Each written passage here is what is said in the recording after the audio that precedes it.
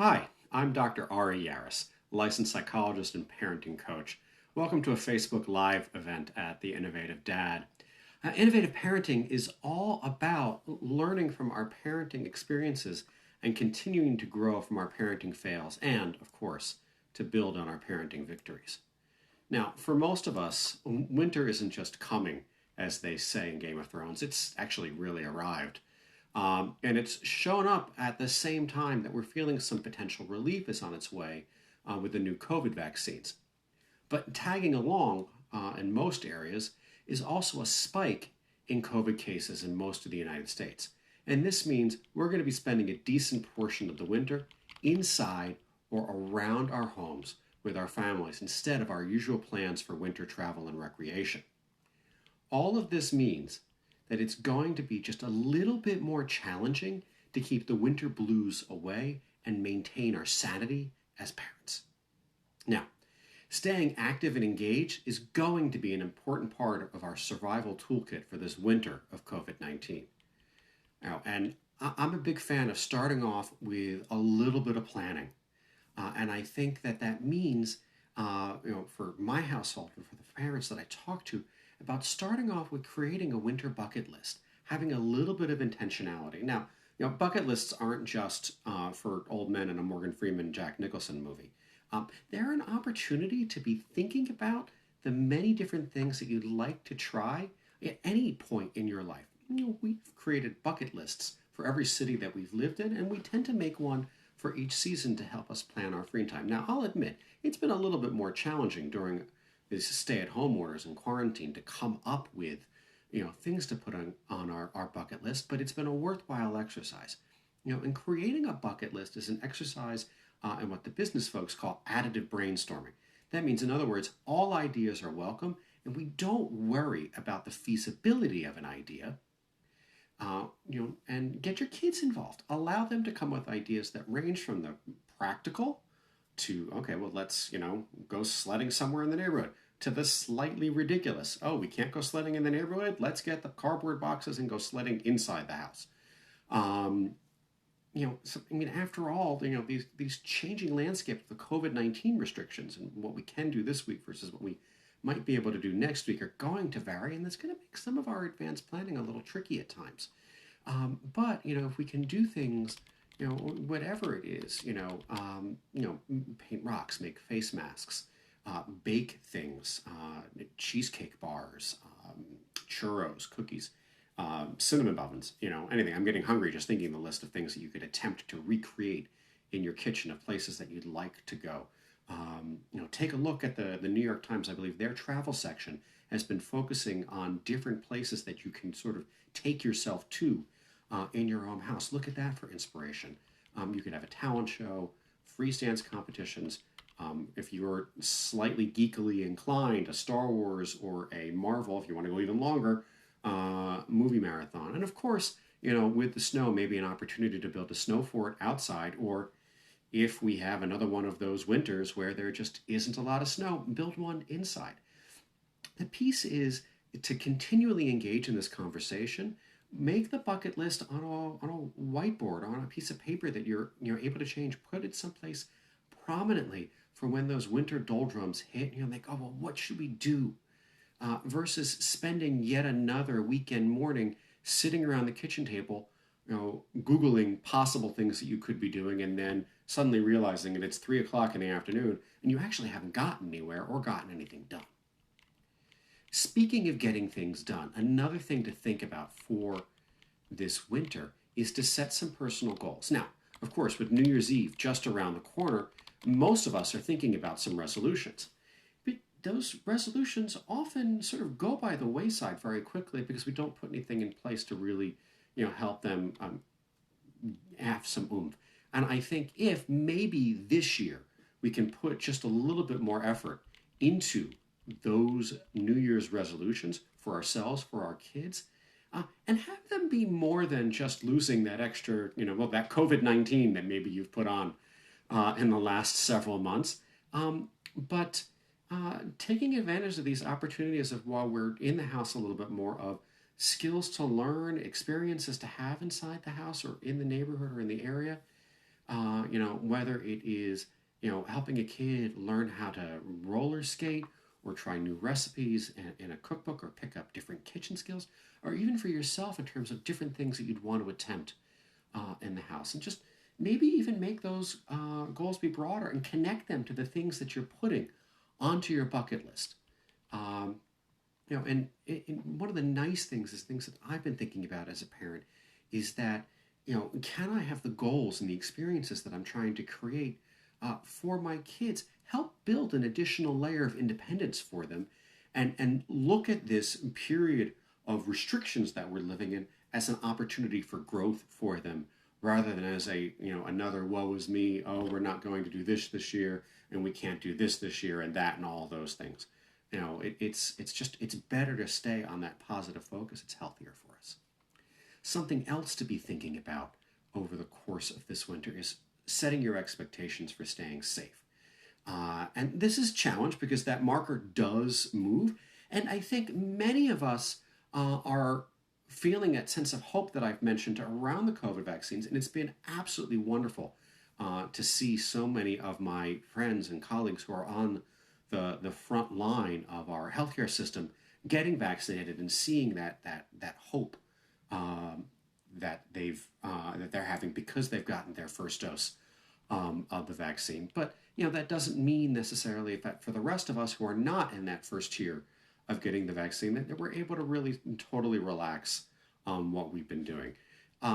So what you want to make sure that you're talking about with your kids is that you're setting clear expectations in advance in terms of what the safety precautions are. And as they change, if they need to change based upon the rules in your locality, your town, your county, your state, making sure that you then have that conversation again with your kids. If you can set these expectations in advance, particularly if there's the possibility of others entering your home over the course of this period, that you want to make sure that that's clear, whether that is quarantining that the family is doing and understanding what that means and how that's going to impact so that somebody can enter your home if that is a choice that you're making, or what limited socialization does mean in terms of what has to happen when somebody comes over to the house, masks and all of those things, and continuing to have those conversations.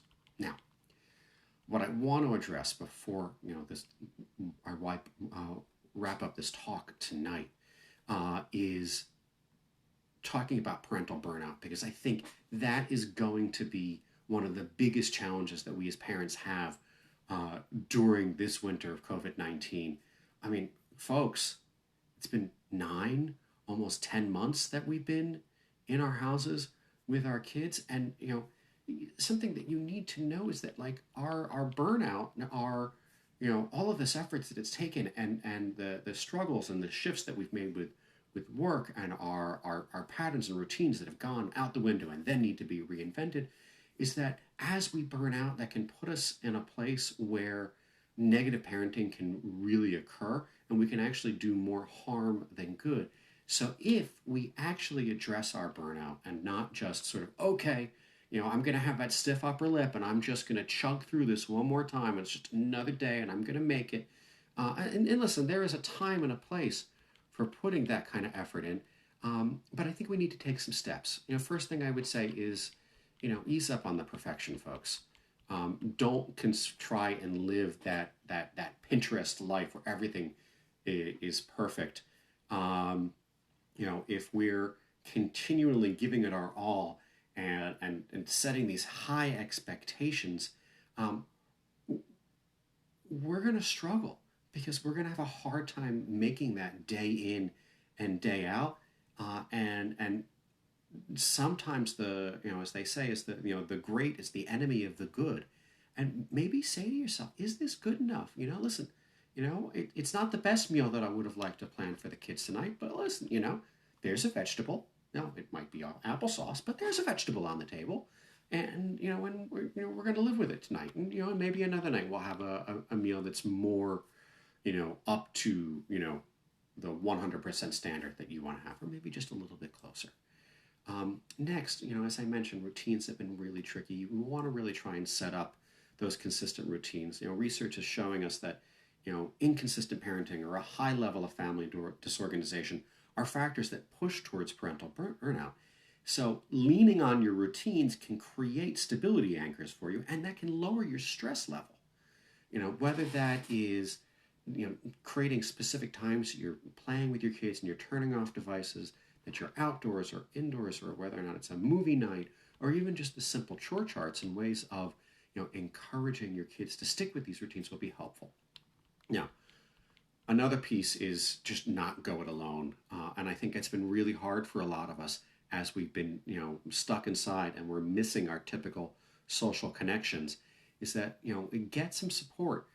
Whether that is through a Facebook group like the one that I host on innovative parenting, and, popping in there and asking questions and responding to things, or a WhatsApp group with a group of friends, or a monthly drop-in Zoom call with a bunch of folks. There are formal and informal opportunities out there, but being in that group and engaging in active sharing and listening can really help reduce parental burnout, which is something that we want to make sure that we're engaging in.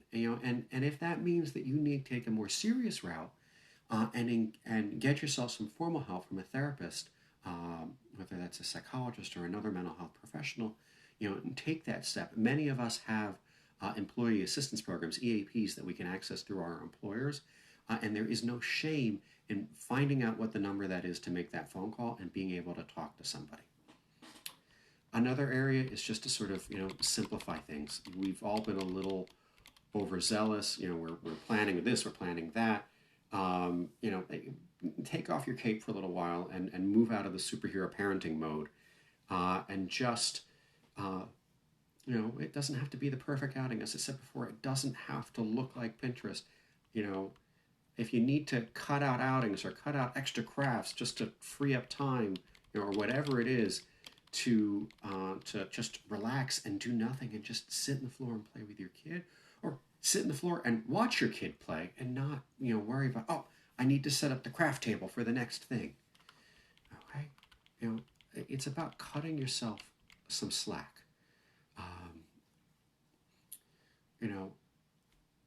Have a conversation with your partner as well about sort of what is there a distance between the demands that are on your family and the resources that are available?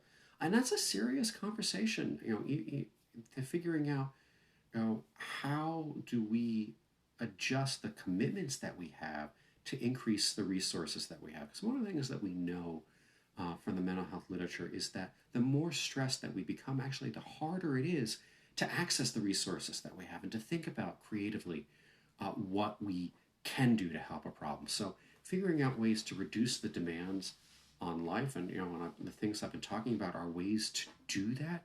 But just sort of having that as a place of, okay, where can we pull back just a little bit? Now, maybe the piece that is most neglected for a lot of us, I know, it certainly is for me, and I am, strongly committing to myself to do better at this than I have been doing, which is engaging in some self-care. The idea of needing to take some time of investing in you, refilling your, the cup, as the metaphor goes, and allowing yourself to build back up your resilience, whether that's engaging in a hobby, socializing, watching a movie. For me, it's exercising and just trying to get some more movement, because I'm always sitting on one of these Zoom calls, and I want to make sure that I get up and I'm stretching and I'm doing things. Again, because all of that has an impact on our mental health. We know that the more active and engaged we are, that we can actually fight off symptoms of depression, anxiety. Even reading a good book can reduce symptoms of psychological distress. And I'll tell you the same thing that I tell the kids when I'm talking about reading. I don't care what it is you're reading. It can be the trashiest novel that you've ever found, or it could be something erudite in that book club novel that you've never gotten to but have always wanted to. But whatever it is, finding a way to do something that is self-care, even taking a bath can improve symptoms of depression if you're starting to feel that. And then, of course, focus on just finding some joy each day, whatever that is, uh, you know, and see where it can come from, whether it is, relaxing with one of your kids, reading a story with them at night, socializing with somebody, thinking about where that little boost of happiness is going to come from. What's going to put a smile on your face today?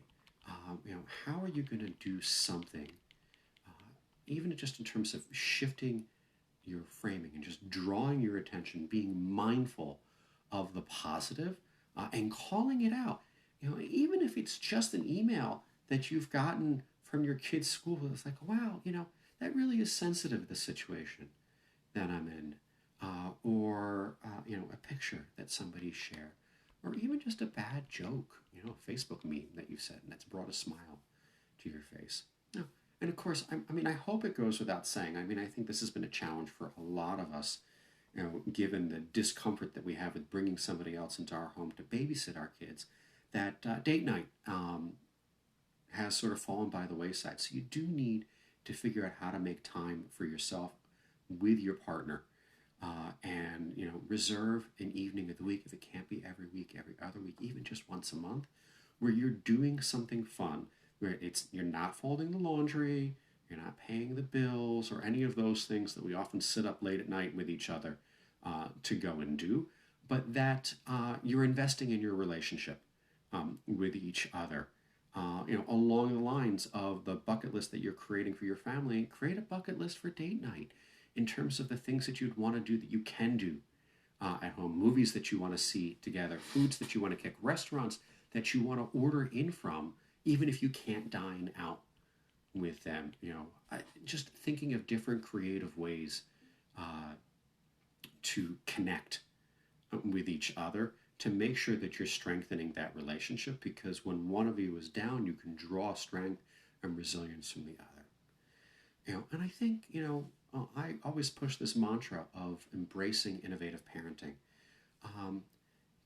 because perhaps our mindset might be the most important part of surviving this winter. Leaning into this idea of innovative parenting, that I am going to think creatively and, recognize that I need to treat each week or even each day sometimes as an independent entity that I need to think through, and I'm going to put that lens on of how can I brainstorm about this? How can I create multiple ways of approaching this? And, see that no 2 weeks are going to look alike, and treat every week as that experiment. Observe how your kids react to what's going on, and develop new theories, hypotheses on what might work to help them stay engaged and grow throughout this winter, whether it's with leisure activities or even with their schooling. Innovative parenting is about being willing to be iterative and shift the ideas that you're having and redevelop your plans based upon what you're learning each day from your kids. And ask yourself lots of questions like, how can I give my kids a little bit more control? Am I fighting the right battle right now as a parent? If I looked at this from a slightly different perspective, would my solution change that I have to this problem? Or what could I do that might disrupt the system that's causing this problem? Now, with any innovative parenting approach, I want you to be willing to fail. You're going to have days that are complete disasters, and that's okay. Your kids are going to be a mess. You're not going to get any work done. You're going to be up late trying to get whatever that deliverable is into your boss. The piece is if we're willing to learn from these disasters, whether they're big ones or small ones, you're going to be able to figure out how tomorrow can make a better day, even if you're only making small changes. So I think we can get through, this winter of COVID-19. And the wonderful thing about winter is that spring is just on the other side of it. And spring is a time of hope and a time of renewal. And hopefully for us as a society, as a community, we'll be able to take advantage of that sense of renewal and refreshment, and then happens with the blooming of the spring. So thank you for joining me here at The Innovative Dad. As always, you can find more parenting strategies and ideas here on my Facebook page or on my website, which is www.ariyares.com. Don't forget to sign up for the newsletter, and please join my Facebook group, Innovative Parenting and Hacks for Moms and Dads, where you can connect with other parents who are seeking to grow as parents one day at a time. And I want to mention right now that if you go to my website, www.ariyares.com/courses, there is a class up there that you can take on dealing with these parenting challenges, the tantrums and the disruptive behavior that we're having. And right now, if you use code INNOVATE, I'm offering a $25 discount on the class. So again, that's code INNOVATE, INNOVATE. Pop that into the website when you get there, www.ariyares.com, and sign up for the class. And as always, feel free to reach out to me through the Facebook page, through our Facebook group with your parenting questions, and I'll try and make sure that I can address them in the future through these regular chats that I'm having. So thank you and good night.